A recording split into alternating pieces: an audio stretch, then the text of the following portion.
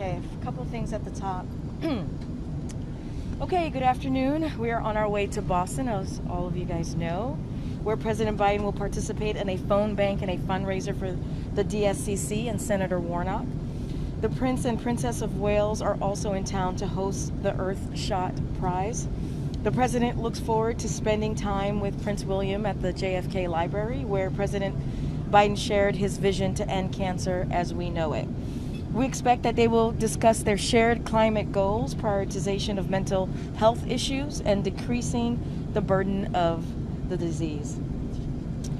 We're rounding out a big week here at the White House, and we've had a lot of great news for the American people. As we know, as we end this week, jobs are up, incomes are up, consumer spending is strong, and the economy is growing. At the same time, inflation is moderating, gas prices are down, and this morning, President Biden signed legislation averting a rail shutdown that would have been devastating to our economy.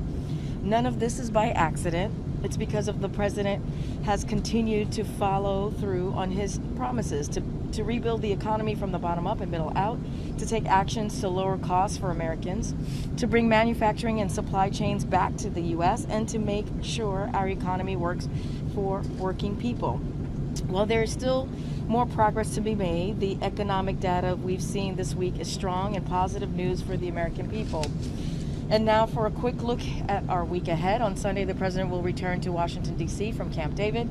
In the afternoon, the president and the first lady will host Kennedy Center honorees in the East Room, including actor and filmmaker George Clooney, singer-songwriter Amy Grant, singers Gladys Knight, composer, conductor, and educator Tanya Lyon, and Irish rock band U2, comprised of band members Bono, The Edge, Adam Clayton, and Larry Mullen Jr. In the evening, the president and the first lady, the vice president and the second gentleman will attend the 45th Kennedy Center honors. This is the second consecutive year of the Biden-Harris administration, which they all have attended the nation's highest award for lifetime achievement in the arts. On Monday, the president and the first lady will host the congressional ball on the state floor. On Tuesday, the president will travel to Phoenix, Arizona.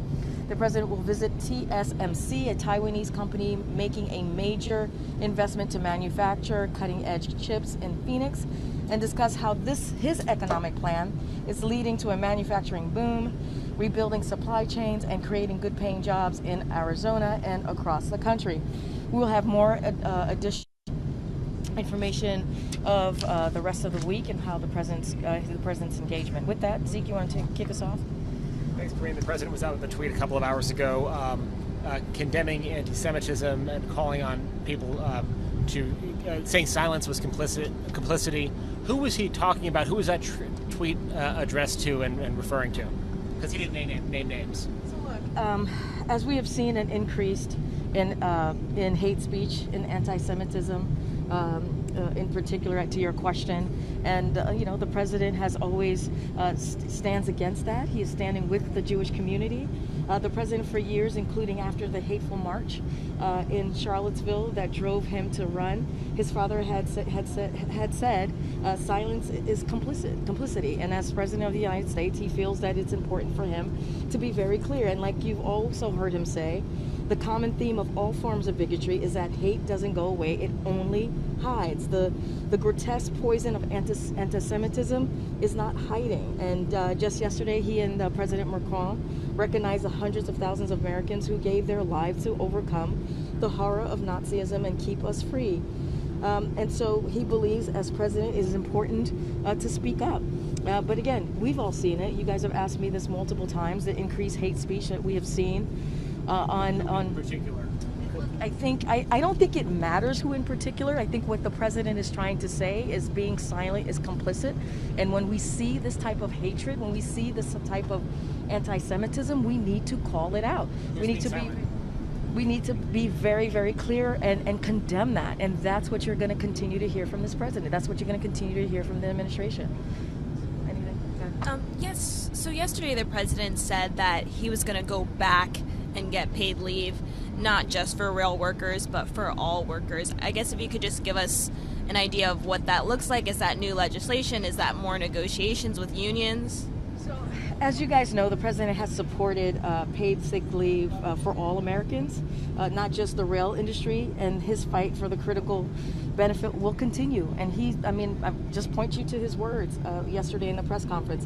He's also fought for and secured paid sick leave for additional workers during his presidency. For example, his American Rescue Plan included a tax credit to help small and medium-sized businesses providing sick leave to their employees.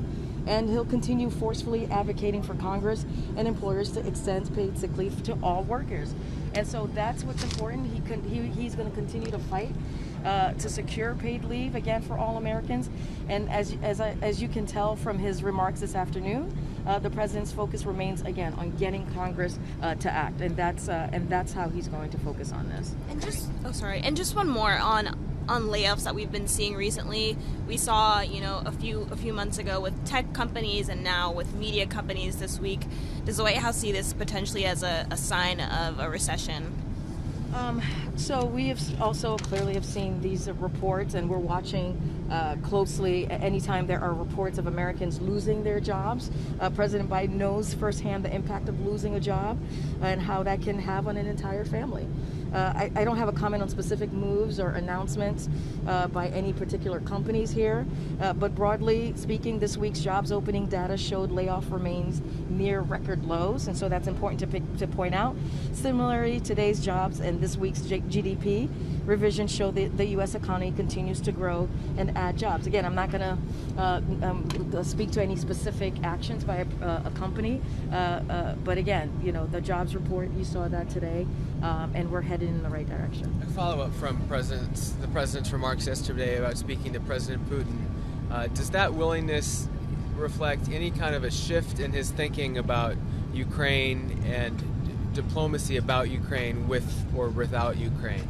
So no, that does not change that thinking. He has been very clear. He's written in op-eds. You've heard him say in speech, nothing about Ukraine without Ukraine. Look, the president has said he has no plans to speak with Mr. Putin, since Mr. Putin has shown no signs that he's willing to end the brutal war against the people of Ukraine.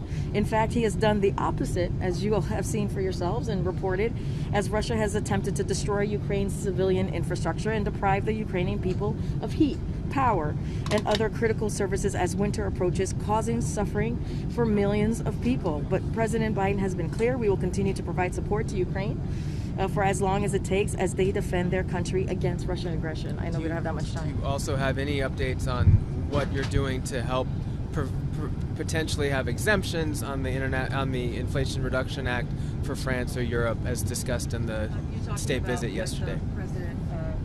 During the press conference, what the president said. So look, and you're talking about the glitches in particular, the comment that he. Yeah. So no, to your question, no, we don't have any plans to go back to Congress for legislative changes to the inflation this time. For any historic legislation, for any historic legislation like IRA, there is a complex implementation and process which is actively underway at federal agencies, but we don't have anything. We're not going to be addressing any glitches. But he indicated that they would go back and look at making some accommodations. Are you saying that that's not true anymore? I'm just saying that we're not going to be doing that. I just answered the question and said no, we're not going to be doing that. And look, this is a historic piece of legislation. As you know, the Inflation Reduction Act is going to really help the American people when it comes to lowering costs, healthcare costs, and it's also has a historic investment in dealing with climate change. The president was very clear in that. But to your question, the answer is no. Yeah, no, I wasn't saying you weren't answering the question.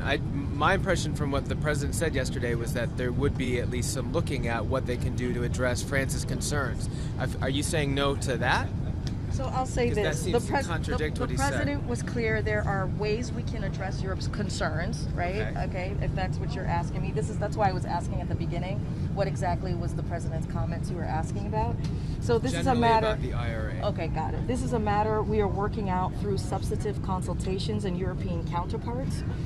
We won't get ahead of that process. I think that's what you were asking me just now. We are committed to an IRA implementation approach that moves quickly, that gets the tough questions right, and that has appropriate guardrails so that the American families and workers start seeing the benefits of lower energy costs, good paying jobs, abundant clean energy, and increased resilience to climate change as quickly as possible. But to the exceptions questions, again, we're having discussion and to address Europe's concerns. Karine, Clyburn said today that he received a phone call from the president last night informing him of his decision to pick South Carolina first for the primary calendar, and that he was pleasantly surprised. I'm wondering if you can give us a sense of, how the president arrived at his decision, who he consulted, with any timeline on that, and how he got to that. As you know, we take the law very seriously here, and it places strict limits on what I can say about the future elections and political party process. So here's what I can say. As a candidate in 2020, and as we have heard the night of the New Hampshire primary, you heard directly from the president, Joe Biden at that time made clear that to him, respecting our diversity as a nation and breaking down barriers for all our people is a foundational principle. He believes that that's what Democrats in office stand for, and he has upheld the principle as president. He promised his administration would look like America, and it does. He has staffed the most diverse cabinet and White House history, American history. He promised to fight to ensure our judicial branch reflects America, and he has.